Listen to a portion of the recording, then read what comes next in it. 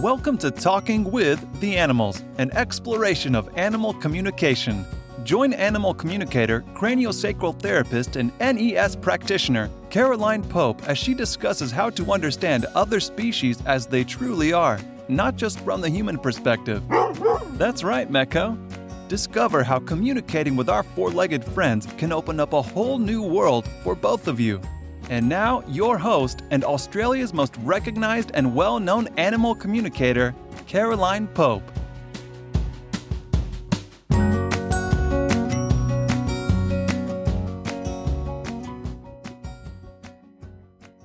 Hello and welcome to another episode of Talking with the Animals, a podcast on all things animal communication.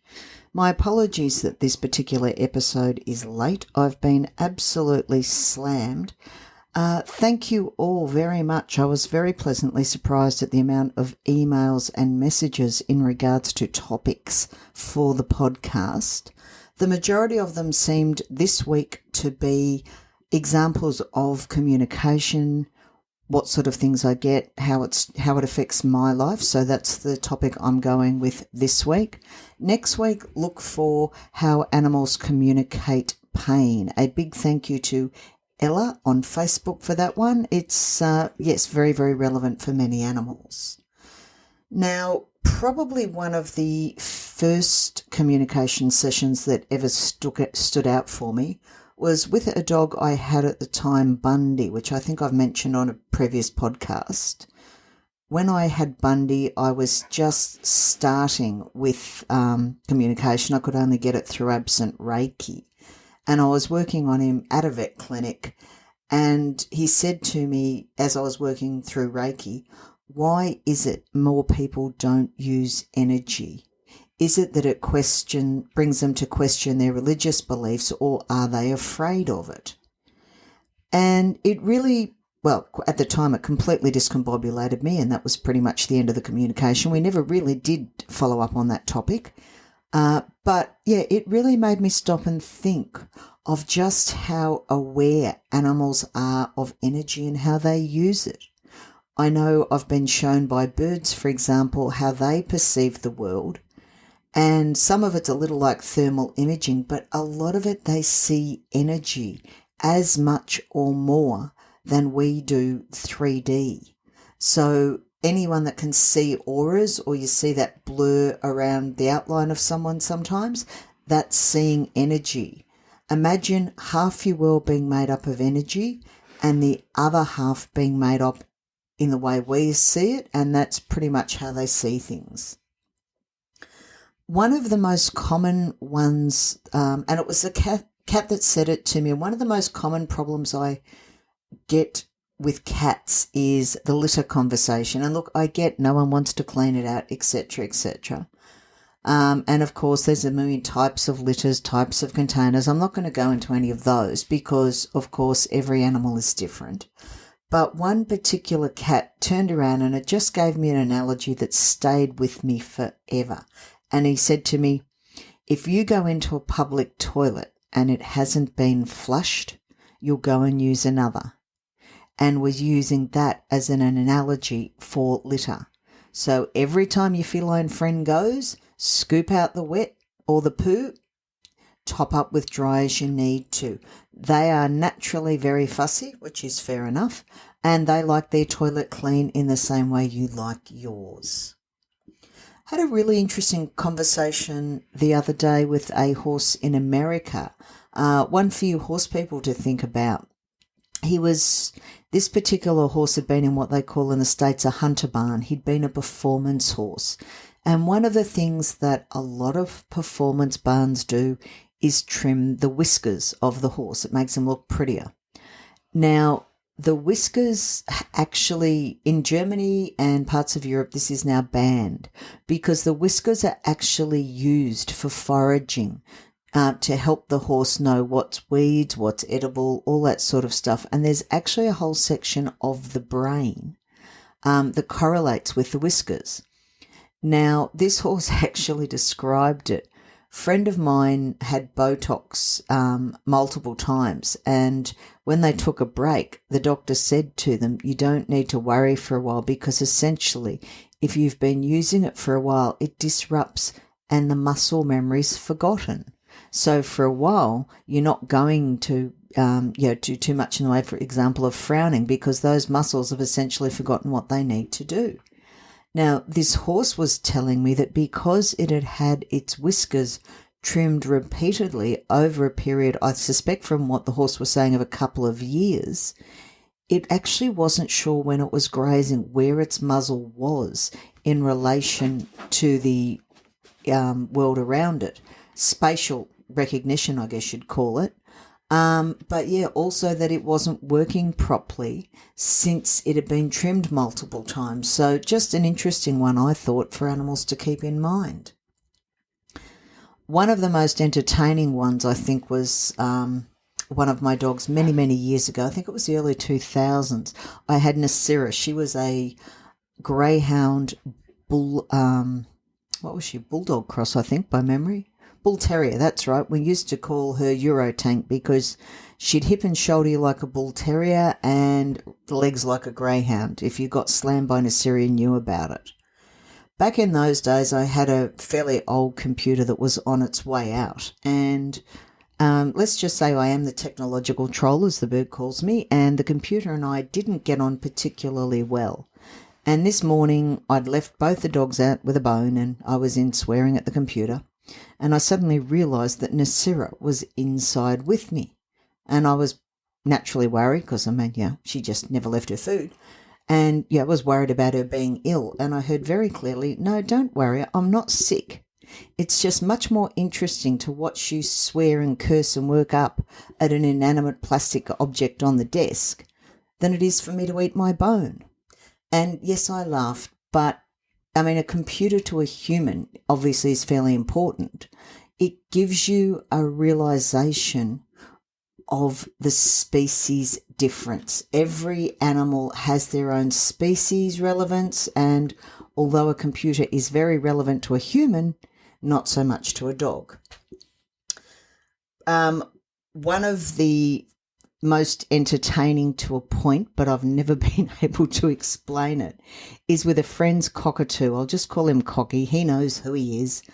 He also says he's a demigod, by the way. Talks like a human. Now, I found out after the fact, on the Sunday, the family had been eating, the Sunday roast, as most people do on a Sunday.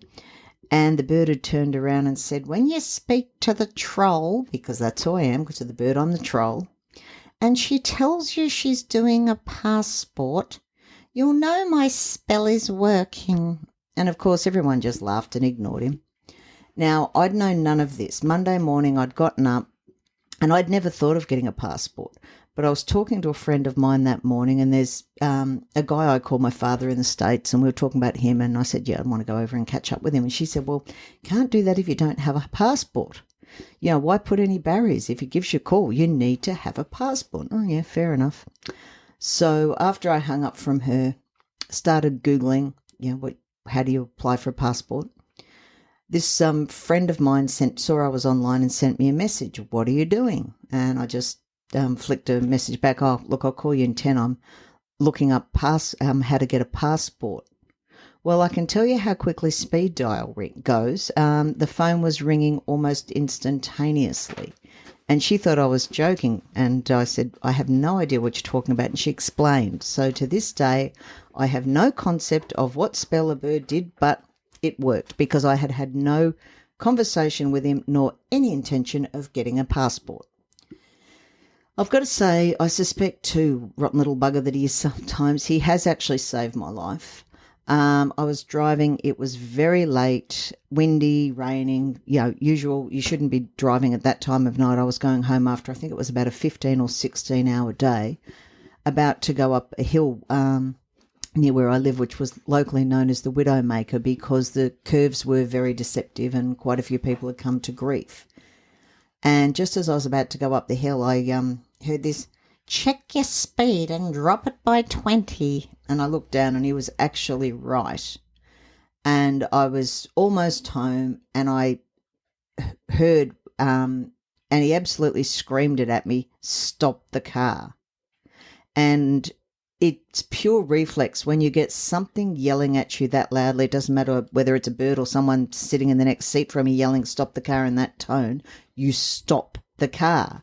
I found out ABS works quite nicely, and went about, couldn't see what he was on about, so jumped out of the car, walked forward, and literally just around the corner there was a massive, massive tree had just come down.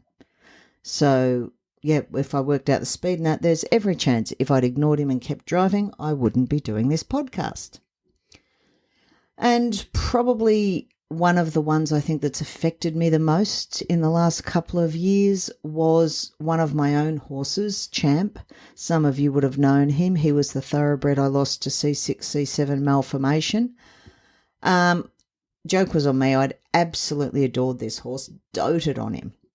The day before he was due to be euthanized, he was said to me, "Look, this isn't fair. You should have a horse you could ride." And yeah. Well, it's not exactly fair on you, mate, either. No, I mean it. You're going to get another horse. Champ, darling, I've spent every cent I have. I am borrowing to euthanize you. Yeah, not going to be another pony. Sorry, but, I'll have to give up. No, I'm going to make sure of it. You are going to have the money. You're going to go up to the sales and get a horse. I will send you a sign that it is the right horse, and you'll ride it for many, many years till you both basically die of old age. Yeah, sure thing, you're full of it. Less than 72 hours after I lost Champ, two wonderfully generous clients had between them donated $700. So I went up to the sales the next week. The horse I thought I wanted, I found out later, which I was completely outbid on, actually had neurological problems, so that was a lucky miss. I got this little black standy mare, and the only reason I got her and not the bay that was the other one that I was looking to bid on was because she was a closer number and I wanted to go home. So completely blank papers, and then, so couldn't see anything. I was actually sent a different set of papers 12 hours later in which she was marked as deceased. Turns out she's dodged the knackers not once but twice when I chased up about it, but it had a date of birth, and I just looked at it and, threw it in the corner and ignored it. And, of course, the bird about a week or two later, "You still haven't seen it, have you?" "Seen what?" "Look at the date of birth, idiot." So I went and digged out the paper, and sure enough, Arwen's date of birth is the same day as Champ's. So I'm taking that as the proverbial sign, and although it's been 16 months and we're not riding yet, she's well and truly heading in the right direction, and I suspect that she will be the horse that I ride for many years into old age, and I certainly hope so.